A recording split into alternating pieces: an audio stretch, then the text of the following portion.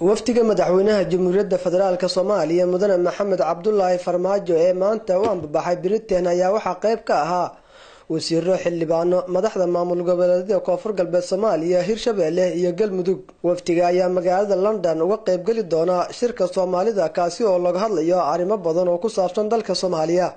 bixitaanka waftiga ka hor ayaa waxa warbaahinta la hadlay agaasimaha warfaafinta madaxtooyada Soomaaliya Cabdinuur Maxamed Axmed kaasi oo sheegay in shirkaanu muhiimad gaar ah u leeyahay dadka Soomaaliyeed. waftigu wuxuu ka qayb gali doonaa shirka arrimaha Soomaaliya looga hadli doono ee ka dhici doona London. muhiimadda shirka waxay tahay in wax laga bedelo qaabka ay beesha caalamku u caawiso Soomaaliya oo ay noqoto wax dawladda Soomaaliya oo go'aaminayso waxyaabaha aan rabno 4 sano soo socota in laga caawiyo.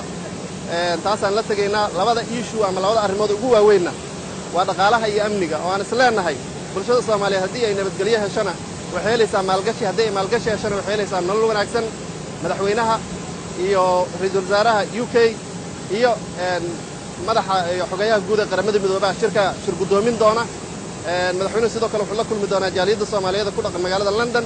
waxaan rajaynaynaa insha Allah safarkaas inaan kala soo laaban doono natiijooyin wax ku ool ah oo dalka iyo dadkaba wax ka bedeli doono insha Allah. shirka London lagu wado inuu 11 bishan ka dhaco ayaa waxa dad badan ay ka dul sugayaan waxa ka soo bixi doona. Cabdiraxiin Cabdullaahi, Honkebel TV, magaalada Muqdisho.